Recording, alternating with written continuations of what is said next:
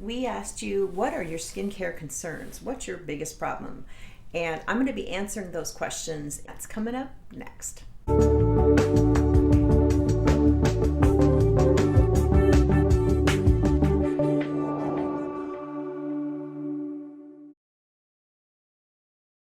Welcome back. Christine Byer here, licensed esthetician for 21 years. This channel is about your skincare journey. It's never one thing that makes your skin look better. It's a combination of things because we're all different and we all have different needs. So I was asking about those and I'm going to answer those now.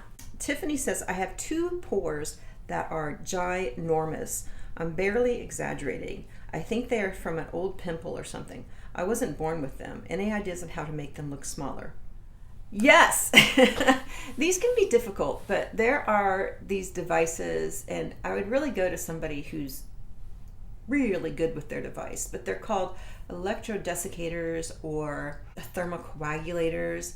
They are used by hair removal specialists, thermologists, I always say that wrong. I always get them, I don't know why I have a mental block, but they're old school where they would go into the follicle, shock it, and then take out the hair and kill that follicle off. But you have to have a license to do it. It is the only FDA approved of permanent hair removal.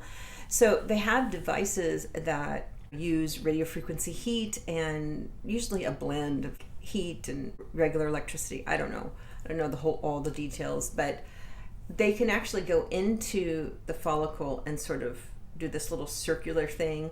If you look up the Skin Classic, Stephanie, what is her last name? She's a nurse. She shows that technique, and I would recommend going to somebody who owns a Skin Classic and really knows what they're doing, because they can go insert that needle into the enlarged pore and get it to sort of remodel itself from the inside out. So I have seen that work really well, but you have to go to somebody who's very good. And I would go and get a consult with them. It just depends. How dormant does it fill back up? Lots of questions there. But yeah, the Skin Classic, look it up. If it's nobody's close to you, it would be worth the drive, because it needs to be sort of cauterized from the inside out. Okay, the next question says, I was wondering about the lady you featured yesterday and interested in how you lifted her eye and eyebrow region. I used a blend of different things on her eyebrow area, but I also used the minis, the Clairolin minis, and anything you do that will shorten your frontalis is going to lift the eye area, right? Now, if you have Botox to release the forehead, don't even bother with this, because it's not going to work. But these are the opposing muscles to your eyebrow muscles.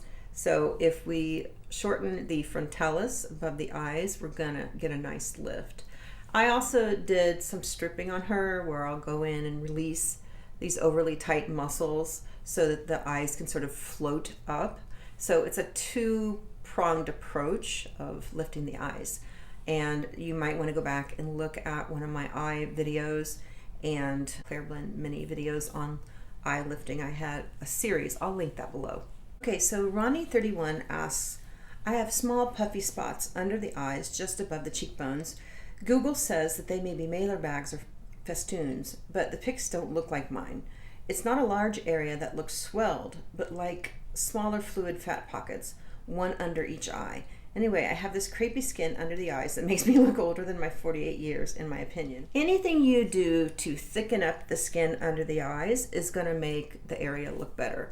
Now, some of us start to get what's called fat prolapse, because we have fat pads all around our eyes, and some of us have festoons or malar bags, which is when the fat starts to protrude through the muscles and the skin right here, and it's usually something that needs to be corrected with surgery.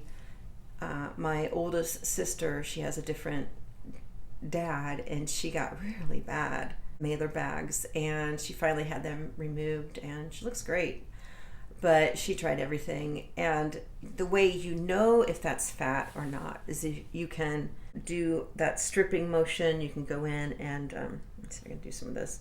You'll go in and you'll want some slip and glide, you'll just move along the bone here, just sort of dig into that area with some massage medium on, not hard, but you're wanting to sweep out the fluid that gets stuck underneath here.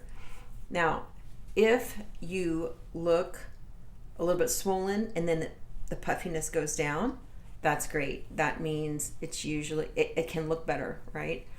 But if it just looks worse and it gets a little inflamed, I really don't think anything you do at home is going to make it look better the way you want it to. Well, I don't know. In my opinion, what I've seen is people usually go get surgery because that's just it's a tough area. The way I would work it here was I would probably do fibroblast. I would do whatever I can to improve the muscle tone, thicken up the tissue in the area. But that fat is always going to be there. It's always been there. It's just that it gets worse as we age because as everything thins out and that fat sort of prolapses. So not an easy situation, but I would definitely remove the lymph from the area because fat tends to collect lymph. Lymph will hang around fatty areas. So sweep out that lymph. That can make it look a little bit better. Firm up those tissues can make it look a little bit better. But the question is it good enough for you? So if I had the mini, I would be doing outward sweeping movements. I would go along with that circular eye muscle to tighten those muscles and see how far they get you. And some people are happy with what I can do here, with what they can do at home.